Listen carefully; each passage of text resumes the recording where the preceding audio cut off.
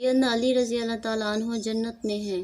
عبد الرحمن بن عوف رضی اللہ تعالیٰ عنہ کہتے ہیں کہ آقا حضرت صلی اللہ علیہ وسلم نے فرمایا، ابو بکر صدیق رضی اللہ تعالیٰ عنہ جنت میں ہے، عمر رضی اللہ تعالیٰ عنہ جنت میں ہے، حضرت عثمان رضی اللہ تعالیٰ عنہ جنت میں ہے، حضرت علی رضی اللہ تعالیٰ عنہ جنت میں ہے، حضرت طلحہ رضی اللہ تعالیٰ عنہ جنت میں ہے، اور حضرت زبیر رضی اللہ تعالیٰ عنہ جنت میں ہے، حضرت عبد الرحمن بن عوف رضی اللہ تعالیٰ عنہ جنت میں ہے، اور حضرت ابو عبیدہ بن الجراح جنت میں ہے۔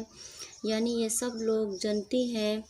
یہی 10 اصحاب یعنی یہی جو 10 صحابہ ہے عشرہ مبشرہ کہلاتے ہیں۔